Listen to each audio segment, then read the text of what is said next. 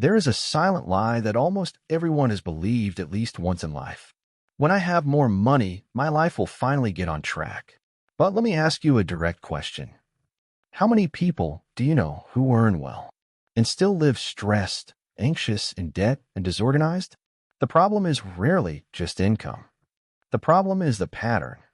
There is a psychological pattern that is rarely discussed, yet extremely common. Tolerance for financial chaos.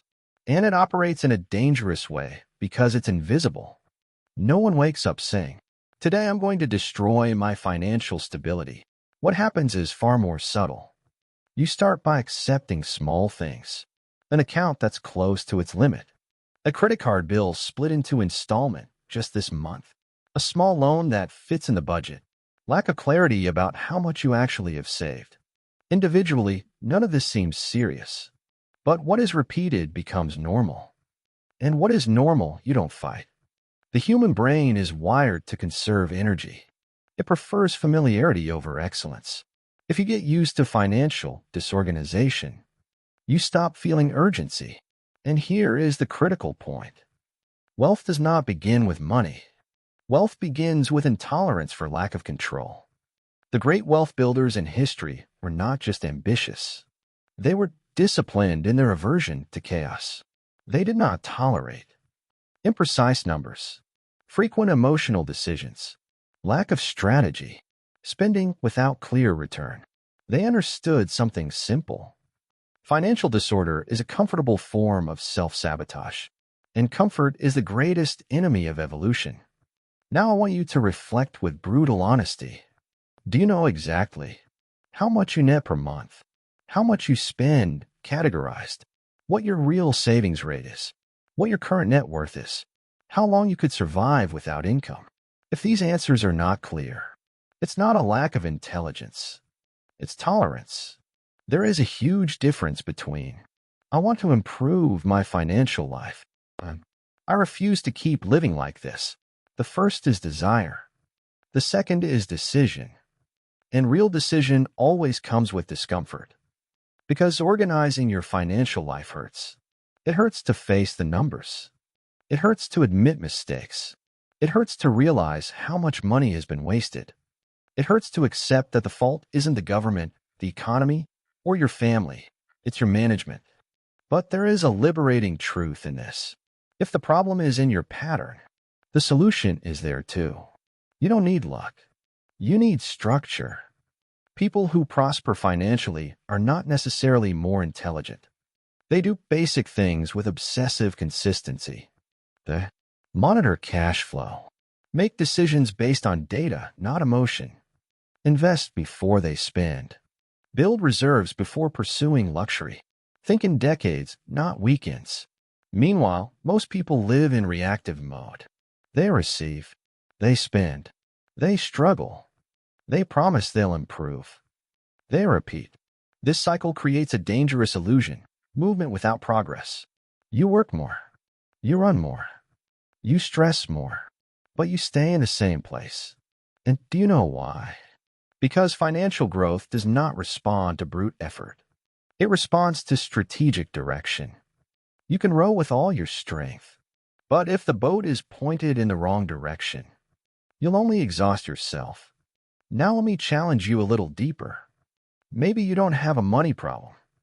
Maybe you're afraid to assume total responsibility.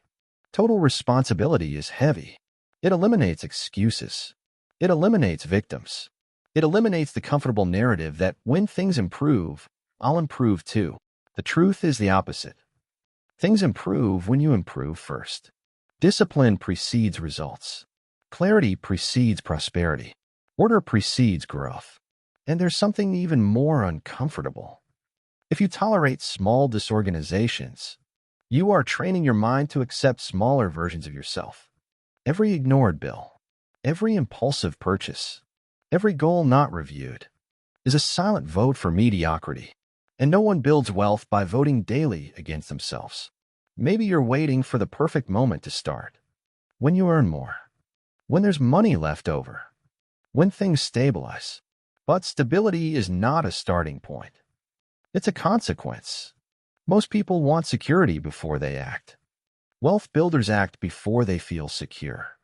They create security, and that requires something few are willing to practice. Intolerance for self-deception. You don't need to cut everything. You don't need to live miserably.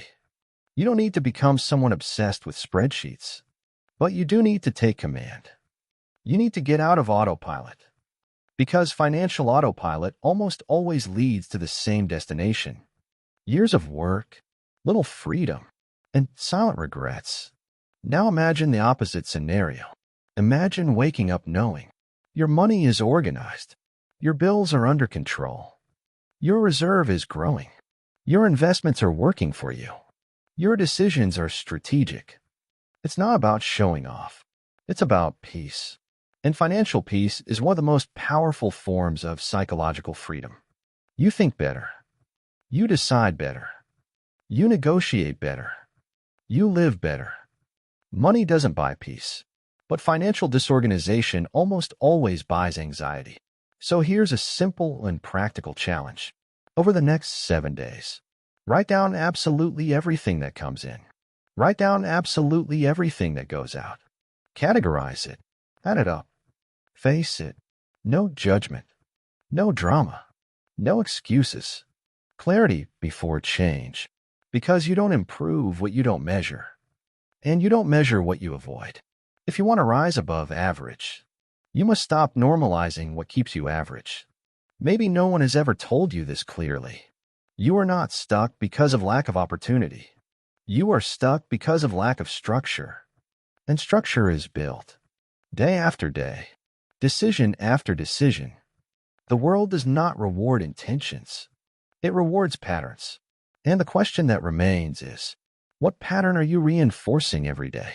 If you continue doing exactly what you've been doing, where will your financial life be in 5 years?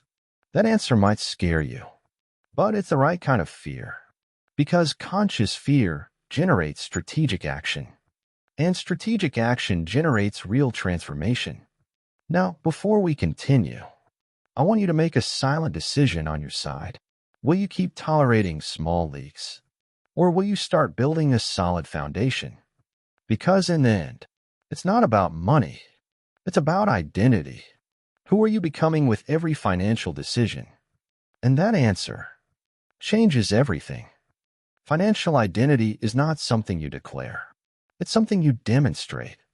You can say you want to prosper, but are your daily decisions aligned with that version of yourself? There's a powerful concept in behavioral psychology. People act according to who they believe they are. If deep down you see yourself as someone who is bad with money, your actions will confirm that belief. You may even try to change. But at the first difficulty, you return to the old pattern. Because changing behavior without changing identity is like trying to run while pulling the handbrake. Now think with me. What if you started seeing yourself as the manager of your own capital? It doesn't matter whether you earn $1,000 or $50,000 a month. You are the CEO of your financial life, and every CEO has basic responsibilities. Control cash flow, assess risks, plan growth, build strategic reserves, eliminate waste. When you mentally assume that role, your decisions change. You stop asking, "Can I afford this?" And you start asking, "Does this strengthen or weaken my structure?" That small shift in questioning changes everything. Because most people live in short-term emotion. Promotion, stress, sadness, comparison, but impulsive consumption is temporary anesthesia, not long-term strategy. And every financial anesthesia charges interest later. Now let's talk about something even deeper.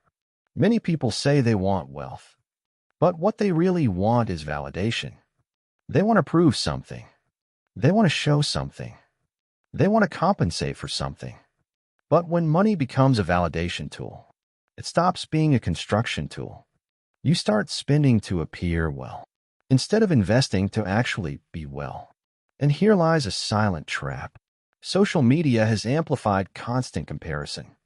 You see trips, cars, watches, houses, results. But you don't see installment payments, psychological pressure, sleepless nights, financial insecurity.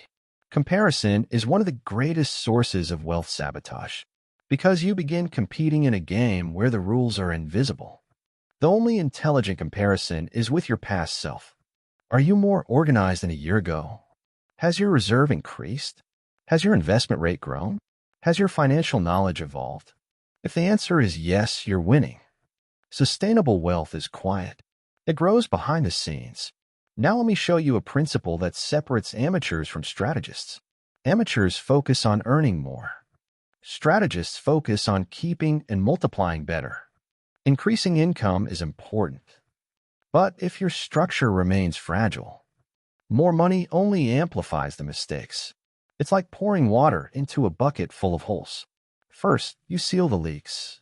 Then you increase the flow.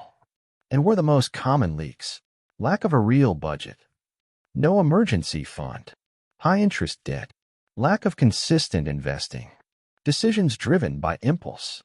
Without solving these, any income increase is temporary. Now let's talk about freedom. Financial freedom doesn't mean never working again. It means being able to choose. Choose where to work, who to work with, when to say no, when to leave a toxic situation, when to slow down. And choice requires margin.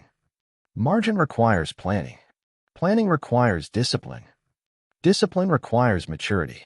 Do you see how everything connects? You don't build freedom with desire alone. You build it with consistency. And consistency is not extreme intensity for 1 week. It's stable execution for years. This is the point almost no one wants to hear. Wealth is boring. It's reviewing numbers, tracking goals, reinvesting profits, avoiding premature lifestyle inflation, prioritizing the long term. There's no glamour, but there is power. Now think about 10 years. If you invested consistently, even moderate amounts, with discipline and strategy, you would be in a completely different place. But the problem is that 10 years feels too far away. So people choose immediate gratification. Yet time will pass anyway. 10 years from now, you could be harvesting results or repeating regrets. And everything begins with small, invisible decisions.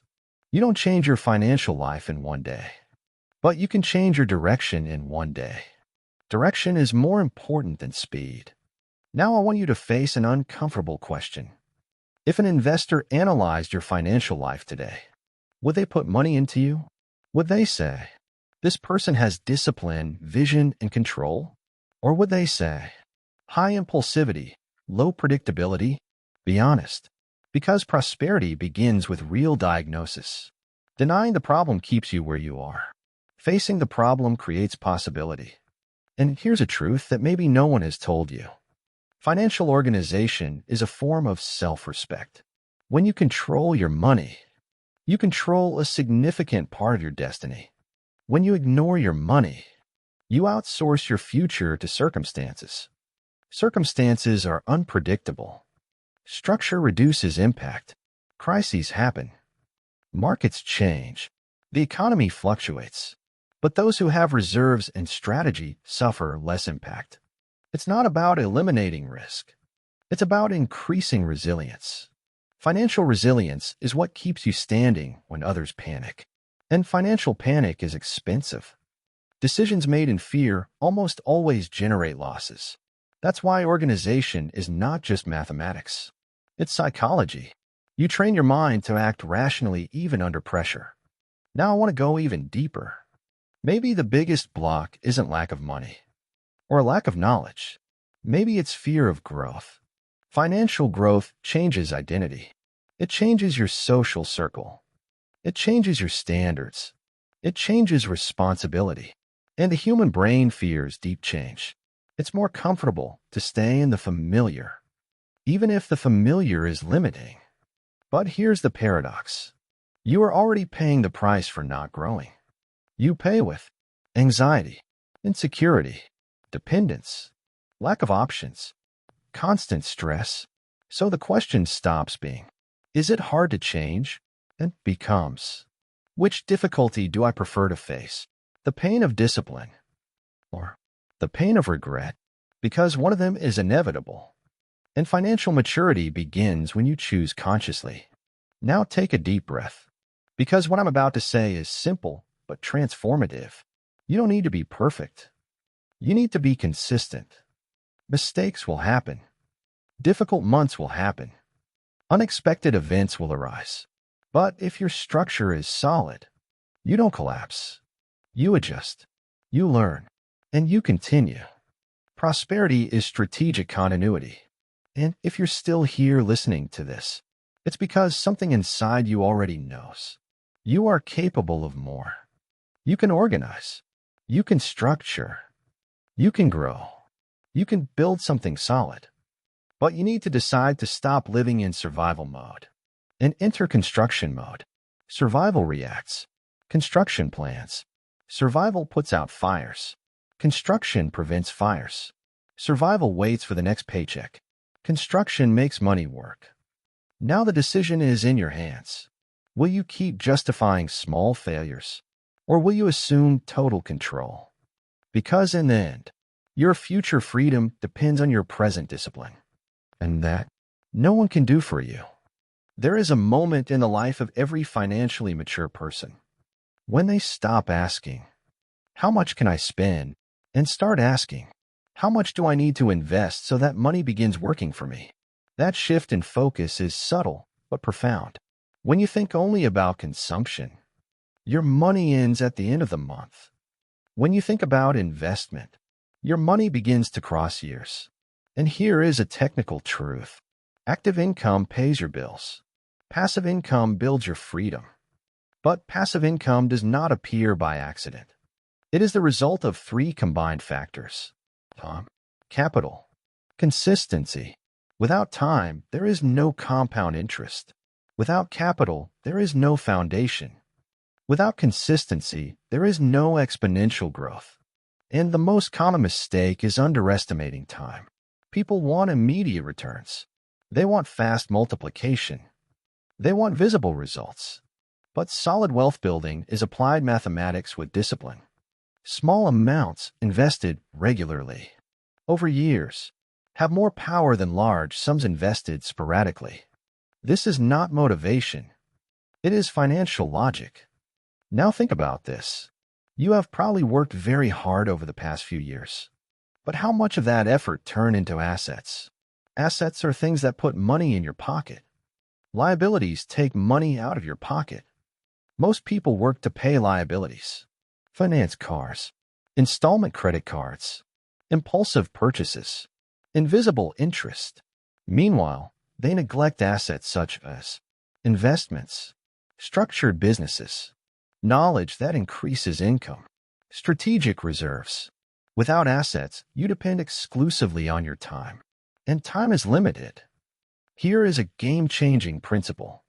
If you don't build assets, you build dependence. Dependence on salary, dependence on a boss, dependence on a favorable economy, dependence on luck. Building assets is building autonomy, and autonomy is the foundation of true security. Now let's touch something even more strategic. There is a difference between earning money and knowing how to retain money. Many people manage to increase income. Few manage to keep and multiply it, because keeping requires emotional control. Multiplying requires long-term vision. Money amplifies who you already are. If you are impulsive, with more money you become more impulsive. If you are disciplined, you become more strategic. That is why financial development begins internally. You need to develop patience, clarity, self-control, the ability to delay gratification. Delaying gratification is a rare skill, but it is what separates those who live for appearance from those who live from wealth. Now let's talk about risk. Many people are afraid to invest because they are afraid to lose. But here is the real question. What is the risk of not investing? Inflation erodes purchasing power. Time erodes opportunities. Inaction erodes potential. Leaving money idle for years may feel safe, but technically, it can be a silent loss. Smart risk is not betting everything. It is studying diversifying, and acting strategically. The biggest risk is not making mistakes. It is never starting. Now imagine two scenarios. First scenario. You continue living the way you always have. Partial organization. Occasional investments. Inconsistent control. Second scenario. You decide to structure your financial life like a serious project. You define clear goals. You create an investment plan. You automate contributions. You review monthly. You adjust annually. Which of these two scenarios has a higher probability of generating freedom? It is not about luck. It is about system. Systems beat motivation. Motivation is emotional and volatile. System is structural and predictable. If you depend on being motivated to save, you will fail. If you create automatic transfers to invest before you spend, you overcome your own impulse. Automation is discipline applied technically. Now let's go deeper. You don't just need money. You need vision. Without vision, money becomes consumption. With vision, money becomes a tool. What is your real financial objective? Independence in X years? A specific monthly passive income? Security for your family? Geographic freedom? The ability to choose projects? If you don't define a destination, any place will do. And any place is rarely extraordinary. Defining a financial goal is not greed. It is direction. And direction eliminates wasted energy. Now a harder question. Have you calculated how much your lack of organization costs you? Interest paid. Opportunities missed. Investments that could have been made. Time that could have been compounding. Often, the cost of disorganization is invisible. But it exists. And it is high. Getting organized today may mean saving thousands in the future. Now let's talk about lifestyle. A common mistake is increasing your standard of living every time income rises. Earn more. Spend more. This creates an infinite cycle. You work more to sustain a higher standard, but you never build freedom. A smart strategy is increase income without increasing lifestyle proportionally. The difference goes to investments. That difference builds your future. While others increase expenses, you increase assets. At first, it may seem like you are falling behind, but in the long term, it is exactly the opposite. Now let me bring this to a more personal level. Money influences self-esteem. When you are financially disorganized, there is a constant psychological weight. Even if no one knows, it affects decisions. It affects posture. It affects confidence. Organization brings silent confidence. It is not arrogance. It is calm. You are building something solid. And that changes how you position yourself in the world. Now imagine 15 years from now. You looking back. Which version do you want to meet? The one who said, I could have started earlier, or the one who said, it was hard, but I built it? Because the difference between those two versions starts today. Not with a giant move, but with a clear commitment. A commitment to measure everything. Plan seriously. Invest consistently. Avoid impulsiveness. Think like a builder, not a consumer. Prosperity is not an event. It is a process. And process requires persistence. You don't need to become a financial market expert overnight. You need to take the next correct step. Maybe it is building an emergency fund. Maybe it is paying off high-interest debt. Maybe it is starting to invest monthly. Maybe it is organizing a spreadsheet and reviewing your numbers. But it must be concrete action. Thought without action is comfortable illusion. Now I'll leave you with one final reflection before we continue. If financial discipline were mandatory for you to achieve your biggest dreams, would you be willing? Because deep down, this is not about money. It is about who you decide to become. And every great construction begins with a silent decision to no longer accept the old standard. The question is, has that decision already been made inside you? If that decision has already been made within you, then what comes next is not motivation. It is strategy. Because decision without execution turns into accumulated frustration. And here is where most people stop. They feel emotional impact, but they don't build a technical plan. So let's move away from abstraction. Let's talk about financial architecture. Every solid construction has three layers: foundation, structure, expansion. If you try to expand without a foundation, you collapse. If you create a foundation without structure, you stagnate. If you have structure without expansion, you limit growth. First layer, foundation. A financial foundation means minimum stability.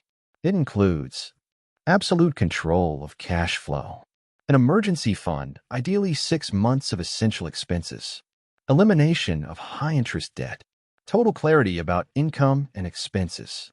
Without this, any investment is unstable. Investing while carrying high-interest debt is, in most cases, unfavorable mathematics. Foundation is not glamorous. It is protection. And protection reduces anxiety. Second layer, structure. This is where real growth begins. Structure involves defining clear and measurable financial goals, an asset allocation strategy, intelligent diversification, automatic monthly contributions, periodic review. Structure transforms intention into system. You stop deciding every month whether you will invest.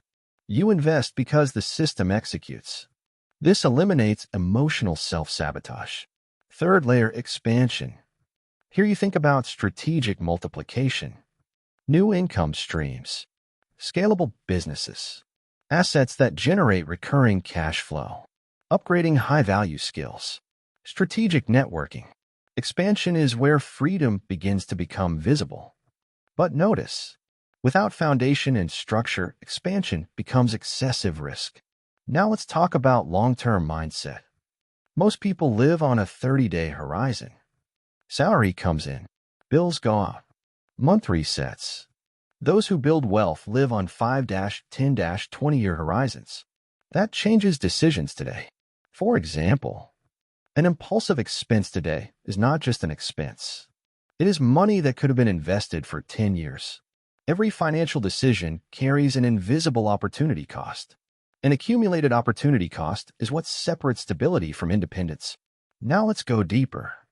There is an internal conflict between your current identity and your future identity. Your current identity wants immediate comfort. Your future identity wants strategic freedom. Every decision is a vote for one of those versions. When you invest before spending, you vote for your future self. When you consume impulsively, you vote for your present self. No single decision defines your destiny, but patterns do.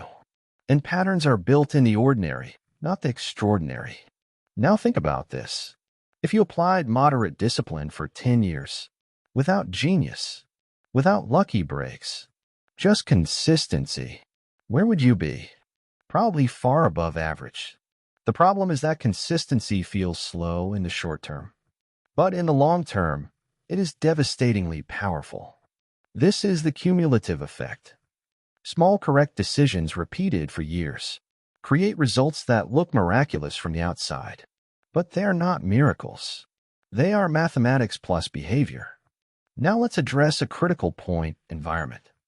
Your environment influences your financial standard. If you are surrounded by people who normalize disorganization, endless installments, lack of planning, that becomes an invisible pattern. It does not mean abandoning people. It means elevating your own level of awareness. Be the person who talks about investments, plans before spending, analyzes before deciding, thinks strategically. At first, you may seem extreme. Later, you will become the reference. Now, an important truth. Financial prosperity is not about ego. It is about responsibility. If you want to, support your family calmly, help others, support causes, create impact. You need financial structure. Good intentions without resources have limited reach. Resources amplify impact, and impact requires preparation. Now I want to take you into a more intense mental exercise. Imagine you lost your primary source of income tomorrow. How long could you remain calm? This question is not meant to create fear. It is meant to create awareness. Because financial vulnerability creates dependence, and dependence reduces decision power. When you build reserves and assets, you buy time. Time to decide better. Time to reposition. Time to negotiate. Time is one of the most valuable assets money can buy. Now let's talk about emotional discipline. Markets rise. Markets fall. The economy improves. The economy worsens. Those without emotional control sell in fear and buy in euphoria. Those with strategy follow the plan. A plan reduces impulsiveness. Impulsiveness is expensive, and financial maturity is, above all, emotional maturity applied to money. You don't react to every headline. You respond with strategy. Now let me go even deeper. There comes a moment when money stops being the primary focus. The focus becomes freedom of choice. But to reach that level, you must go through the disciplined construction phase. There is no sustainable shortcut. There may be fast gains, but consistent wealth is built. And building requires repetition. Repetition creates competence. Competence creates confidence. Confidence creates expansion. Now reflect. Do you want to look prosperous? Or be structurally prosperous? Looking prosperous is immediate. Being prosperous is progressive. Looking depends on other people's opinion. Being depends on your consistency. At the end of your life, what will have more value? Momentary validation or constructed freedom? You already know the answer. So here is the next level question. If you took your financial life as seriously as you take your job, what would change? If you applied financial planning with the same dedication you apply to professional projects, what results would you have? Many people are excellent professionals and amateurs with their own money. That needs to change because external competence without internal organization creates contradiction, and contradiction creates stress. Now, before we continue, I want you to internalize one simple sentence. Financial discipline does not limit your life. It expands your future possibilities. Today's discomfort is tomorrow's freedom, and every well-structured month is a brick in the construction of your independence. The final question of this stage is direct. Are you willing to trade small, immediate pleasures for large future achievements? Because that trade is exactly what builds wealth. And if you truly understood this, the next step is not to listen more. It is to act. But there is something even deeper we still need to explore.